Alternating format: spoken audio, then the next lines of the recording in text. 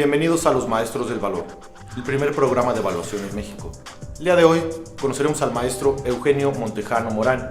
Él es ingeniero agrónomo zootecnista y cuenta con las especialidades de evaluación de inmuebles, evaluación de maquinaria y equipo y evaluación agropecuaria por la Universidad Autónoma de Zacatecas.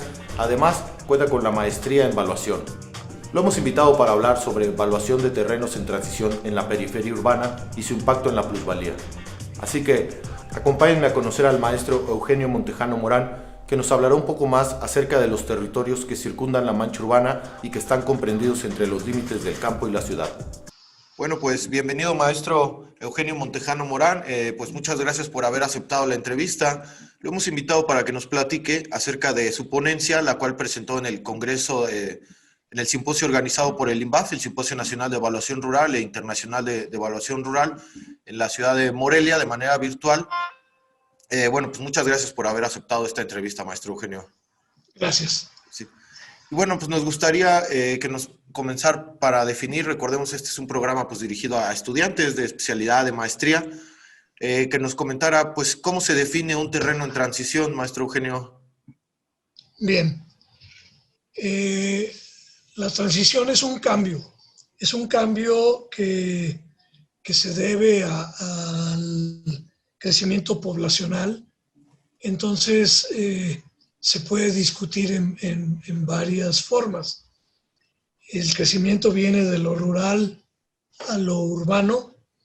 El crecimiento viene por la expansión de la ciudad o el crecimiento viene por la infraestructura que se está creando en esa ciudad.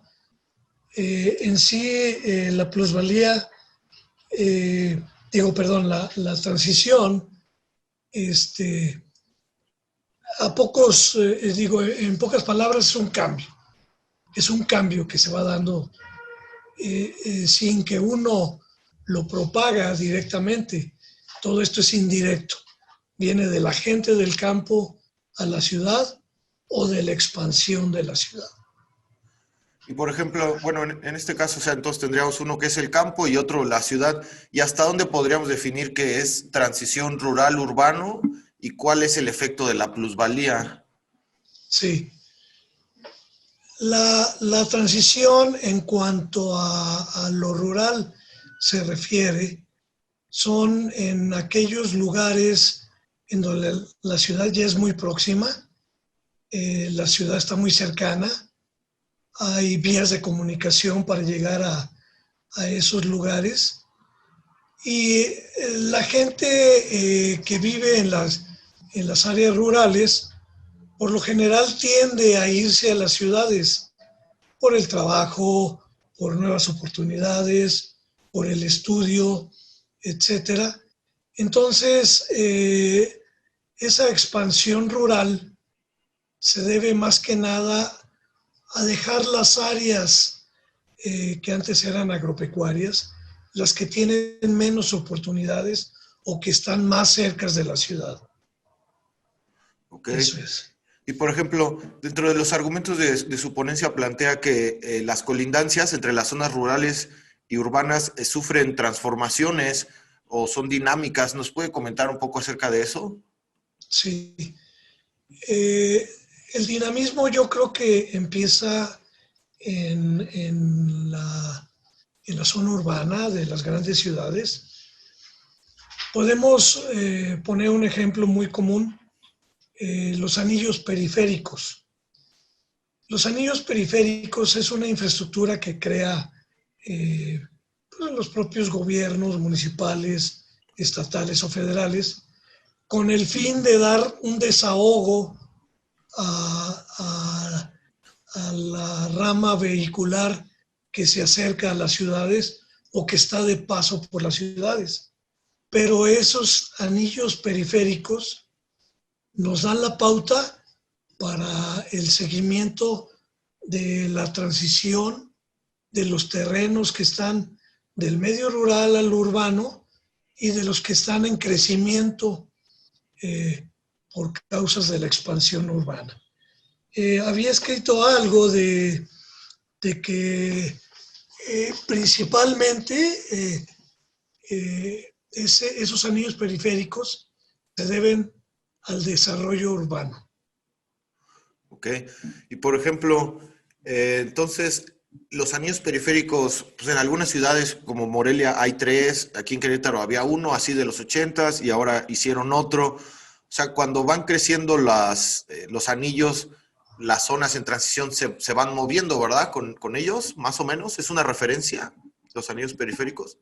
Es una gran referencia, los anillos periféricos.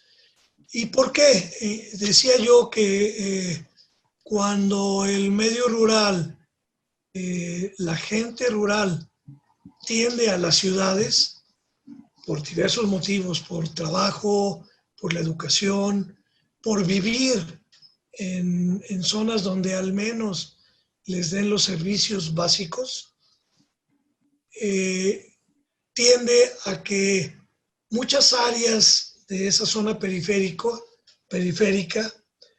eh, tengan una deseabilidad para algún tipo de proyecto.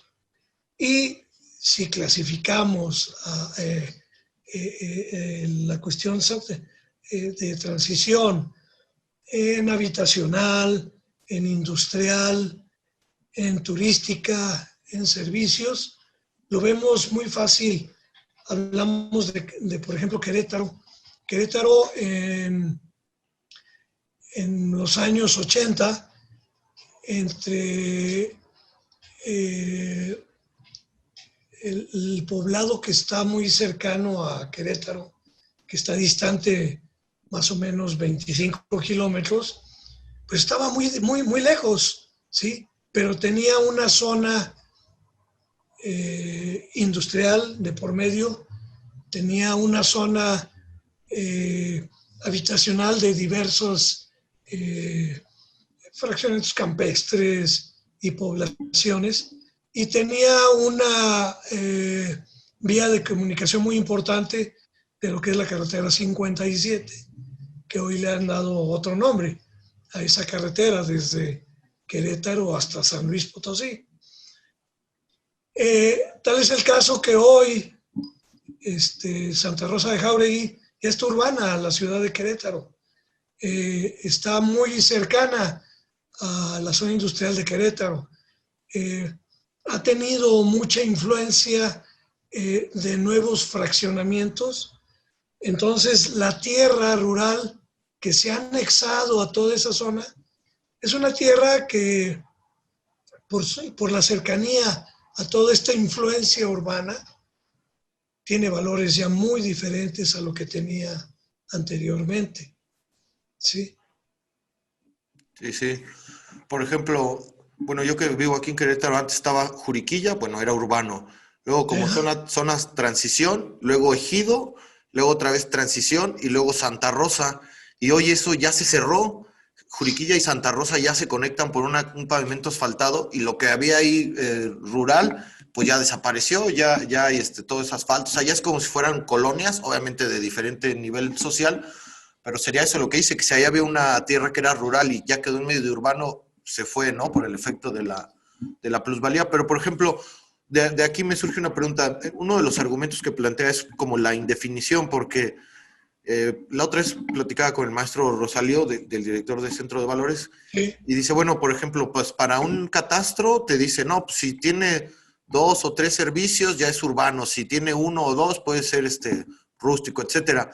Pero si su vocación y sigue trabajando como rancho, aunque lo haya rodeado de la ciudad, pues ahí estaría mal, pues no por eso se vuelve, sobre todo se sigue trabajando en hecho como rancho, nada más porque lo tocó y el catastro dice, como ya tiene los servicios, entonces, ¿qué es eso más o menos la indefinición que puede caer dentro de una definición o de otra o haber contradicciones? ¿O a qué se refiere con la indefinición de un bien?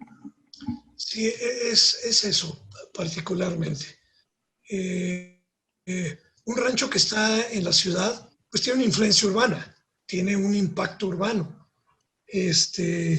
Yo creo que esa indefinición de los terrenos en transición es particularmente porque ese rancho tiene recursos potenciales para su explotación.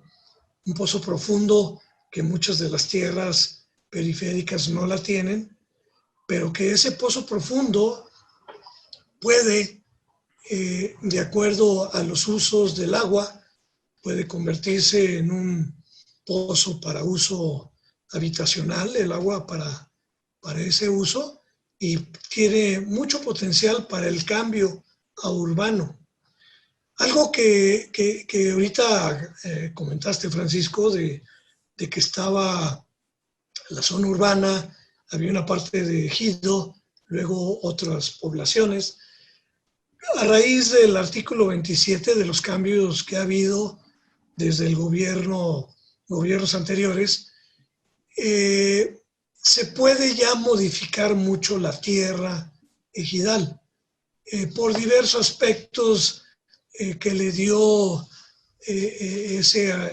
esos cambios al artículo 27. La tierra ejidal se puede vender en ciertas condiciones. Cuando se puede lograr esto, se pueden lograr muchas cosas. Uno, la asociación con el ejido para formar asociaciones inmobiliarias, o de plano el inversionista puede comprar la tierra y dejarla un tiempo, eso se le dice tierras de engorde, la puede dejar un tiempo hasta que el crecimiento urbano se acerque más y, lógico, el valor de la tierra pueda ser mayor. Esas son las particularidades de una indefinición de la tierra en transición, ¿sí? Ok. Y por ejemplo, sobre otros conceptos como la influencia, expansión, gestión o recuperación urbana, ¿qué podríamos comentar acerca de eso, maestro? Estos lineamientos, pues bueno, viene bajo un concepto del desarrollo urbano. Ese concepto de desarrollo urbano pues tiene mucha vinculación social, tiene mucha vinculación económica, legal y política. Entonces, al tener ese concepto, podemos ubicar a las tierras en transición de manera que mucha de la tierra, al integrarse a la zona urbana, pues tenga varios principios: la escasez, la oferta y demanda, la especulación y los proyectos de infraestructura. Si vinculamos todo esto, vemos que muchas de las observaciones que damos dentro de un desarrollo urbano o de un proceso de transición se vinculan, y tenemos que identificar bien cada uno de esos puntos, y hemos insistido mucho que la transición urbana es muy difícil de identificar, de definir y de valorar. Por ejemplo, bueno, se me ocurre una de las cosas como para valorar la dificultad podría ser, muchos de los parques industriales antes eran ejidos, ¿no? Y donde Sí. ya está todo industrializado, pues ahí no hay polémica, ahí hasta la gente te dice, no, pues aquí en la zona del parque venden a 1 millón la hectárea, etcétera. Más allá a 10 kilómetros, donde todavía es ejido, no sé, a 100,000 pesos la hectárea. Pero los problemas vienen en la transición, ¿verdad? Donde empieza a tocar como el parque industrial y donde pudiera haber, o sea, como una calle donde dijera, este tiene uso como de industrial, como el parque, pero este sigue de siembra. O sea, ahí es donde está como mezclado, que si tú pudieras ver, verías de uno y de otro, ¿no? Esa es en la zona de transición o los problemas que se presentan para valorar, que tienes diferentes sujetos de acuerdo a su uso, ¿no? Y alguien podría decir, no, pues el de al lado anda en tantos millones, ¿no? Pero es otro uso, tú estás sembrando y el otro ya, o algo así, maestro, ¿es? Sí. Para valorar una tierra, Ajá. dentro de ese crecimiento urbano, y debemos considerar en gran medida los planes de desarrollo urbano. Un terreno podrá tener,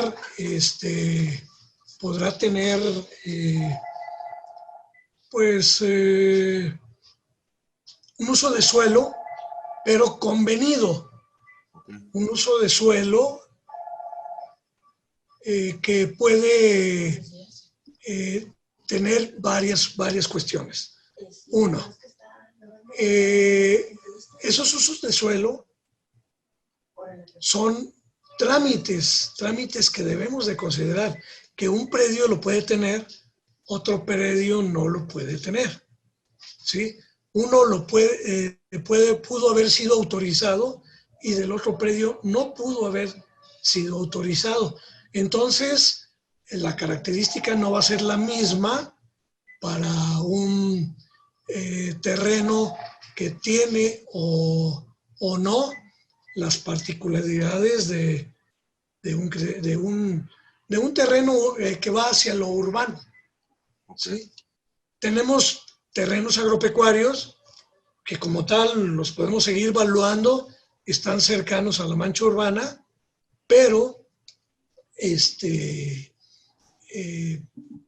lo único que tienen es un valor adicional por tener esa influencia urbana, ¿sí? Pero no tienen el uso de suelo adecuado para pasar al desarrollo urbano. Ok, maestro. Y por ejemplo, otro de los conceptos que menciona en su ponencia son las franjas de transición. ¿Nos puede comentar un poco acerca de esto?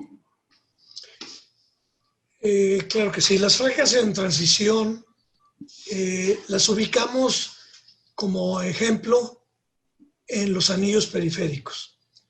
El anillo periférico puede ser la primera franja en transición, pero ¿cuál vamos a tomar?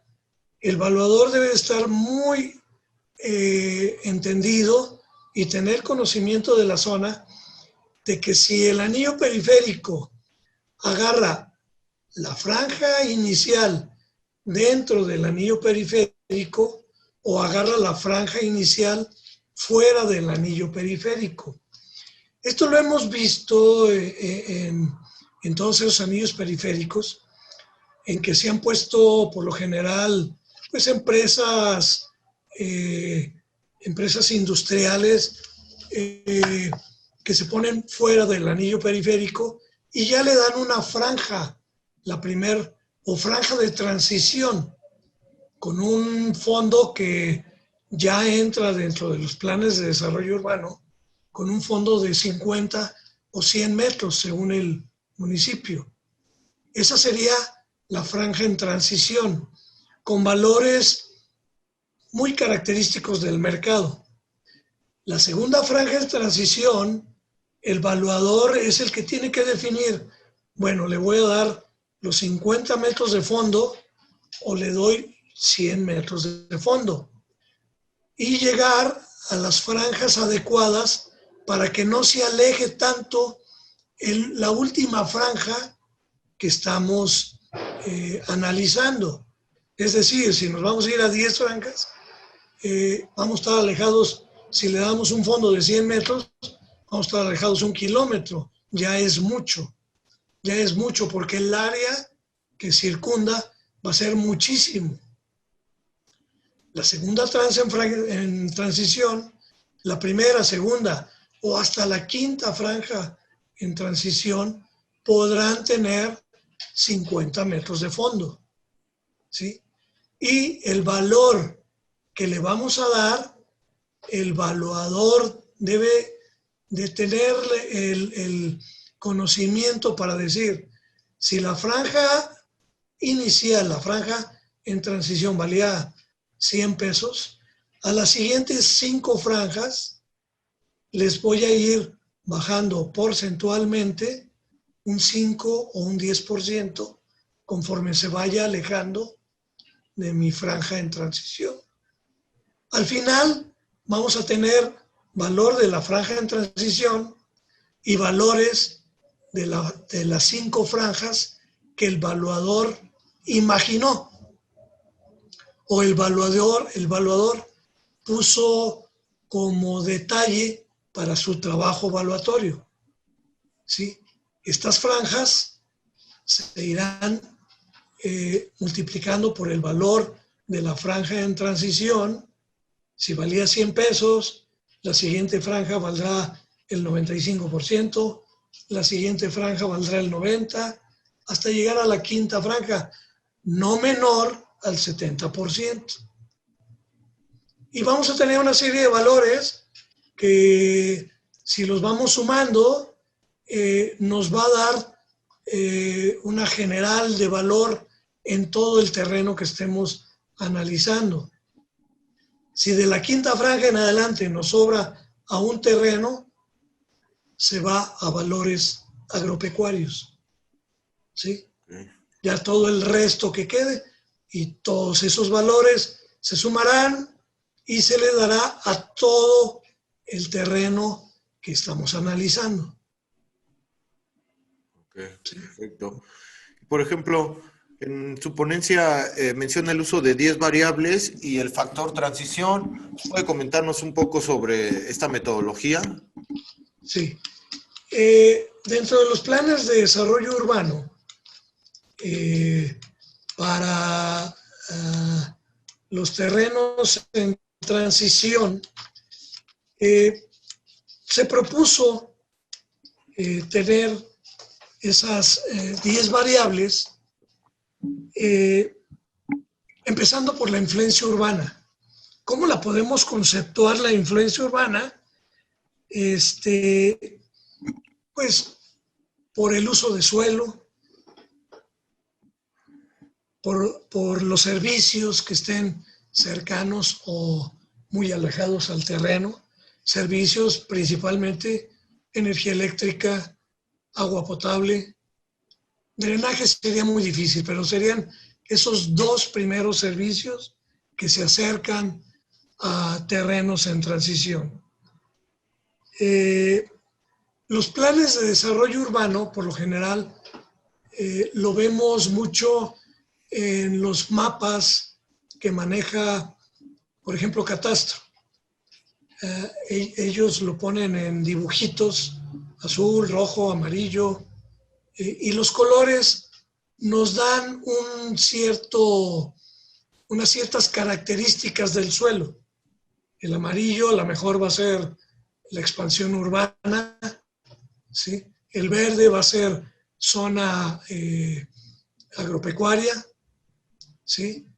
Y habrá diferentes colores que se irán acercando de acuerdo, o que se irán utilizando de acuerdo a cómo uno se vaya adentrando en la ciudad. Algo muy interesante es la densidad habitacional, la densidad urbana, la densidad de la población. Entre más gente se acerque a la población, esa densidad también va tomando forma en los planes de desarrollo urbano y nos va a decir: aquí va a ser H1, aquí va a ser H2, aquí va a ser H3, que no es otra cosa más que decir es habitacional con tanta densidad de población. Dentro de lo que platicábamos de cómo se fue acercando Santa Rosa de Jáuregui a Querétaro, está el régimen de propiedad. Y lo comentabas ahorita, Francisco, que pues estaba el fraccionamiento que está muy cercano a Querétaro, y después seguía el ejido, ¿sí? Y después del ejido seguían ciertos poblados o a lo mejor comunidades que tienen regímenes de propiedad muy diferentes, ¿sí? Conforme va cambiando esto, se va acercando la transición a la ciudad. Si, por ejemplo, en el ejido ya entró el procede, ya entró para lograrse cambios de acuerdo al artículo 27 constitucional, que son muchos cambios que hay que definir también dentro de este análisis de las tierras en transición.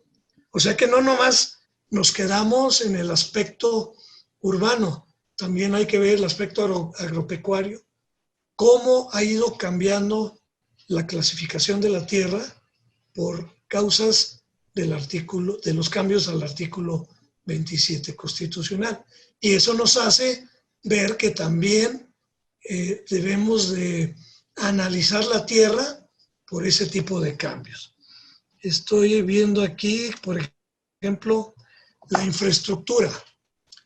Un anillo periférico cambia muchísimo las características, la deseabilidad, los proyectos, ¿sí? Los valores de la tierra.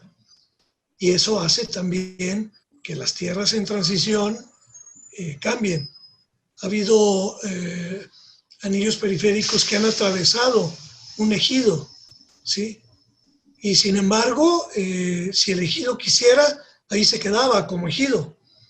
En San Luis Potosí tenemos algo muy palpable, bueno, no es ejido, es la comunidad San Juan de Guadalupe, que el anillo periférico sur lo dividió, y porque la comunidad tiene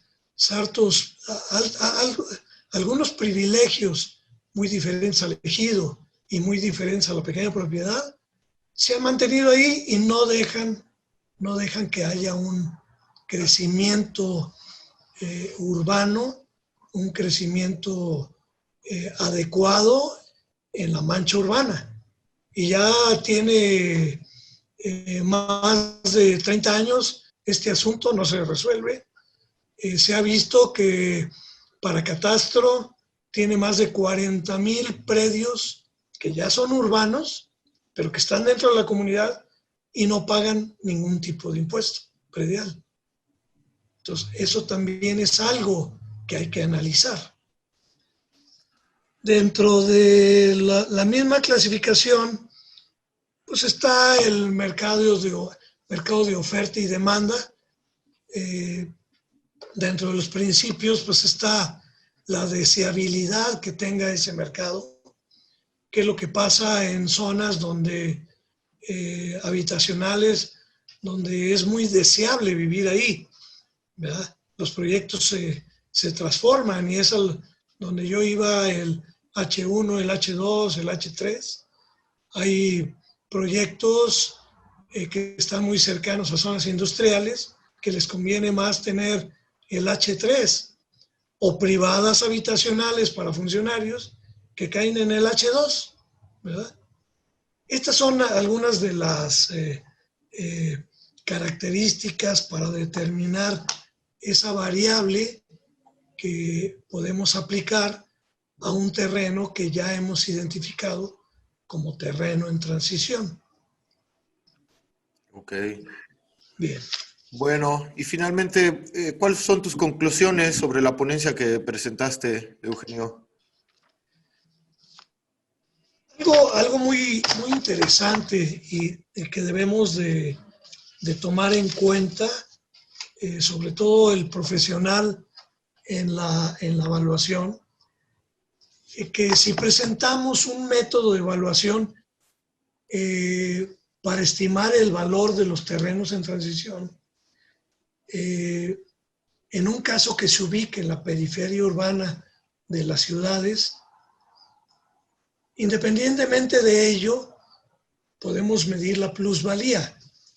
Tanto la transición, que es un cambio, es una transformación de la tierra, como la plusvalía, que es un cambio de valor, ¿sí?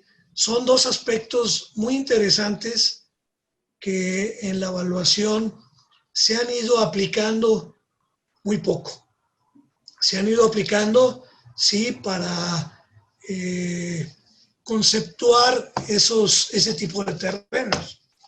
Recordaremos que en el año 95 hubo muchos problemas con las daciones en pago a los bancos, porque se otorgaban terrenos que aparentemente estaban o se clasificaban como terrenos de mucha importancia por la influencia urbana, pero no tenían esa influencia, no estaban ni catalogados dentro de los planes de desarrollo urbano, y el evaluador no se fijaba en ello, no estudiaba eso, y le daba valores por esa influencia urbana, entre comillas, por esa plusvalía que iban a tener esos terrenos sin saber que realmente la fueran a tener. Y hubo muchos quebrantos por ese año en donde no se utilizaron los planes de desarrollo urbano, no nos fijamos en los usos del suelo y no nos fijamos en al menos esas 10 variables que señalamos para la transición urbana. Y ya esto ha ido cambiando poco a poco, ya no es tan fácil, ya los bancos se han fijado mucho en definir, ellos tener su definición para los terrenos en transición. Está aplicable ya dentro de los planes de desarrollo urbano y creo que sí vale la pena fijarse mucho en ello. Ok. Bueno, pues hoy, como decíamos, este programa es dirigido a estudiantes de especialidad o maestría. Si alguien está en el segundo o tercer semestre y ya tiene que definir un tema de tesis, pues este tema de los terrenos en transición es muy amplio, ¿no? Alguien podría entrarle sin duda por ahí y en su ciudad encontrar una aplicación, ¿no? De evaluar terrenos en transición. Entonces, si algún estudiante está viendo este programa y quiere entrarle, bueno, es un tema de tesis, ¿verdad? Y finalmente, maestro Eugenio, pues, ¿usted qué mensaje le mandaría a los estudiantes de maestría, especialidad en evaluación? Tenemos que meternos mucho a definir y analizar las cosas o todo lo que intuye a la evaluación. Para evaluación de terrenos hay mucho campo, muchas cosas que revisar. Hablamos de los terrenos en transición por cuestiones naturales, pero también hablar de los cambios de la propiedad,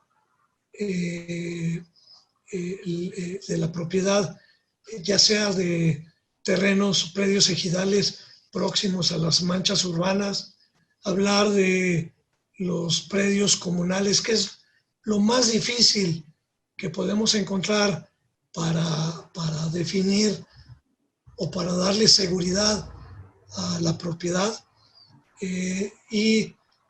Pues en sí a los terrenos agropecuarios próximos a las manchas urbanas. Entonces, metámonos a lo que la ley nos tiene en sus reformas, en sus articulados, en sus leyes y podremos tener muy buenos casos y buenos resultados en los trabajos de evaluación que se nos asignen. Eso es lo que pudiera comentar en principio. Ok, bueno, no, pues muchísimas gracias por haber aceptado la entrevista, maestro Eugenio. Gracias. Muchas gracias por habernos acompañado. Los espero en nuestro próximo episodio, donde conoceremos a nuestro siguiente maestro del valor, quien nos ayudará a entender qué se necesita para ser el maestro del maestro.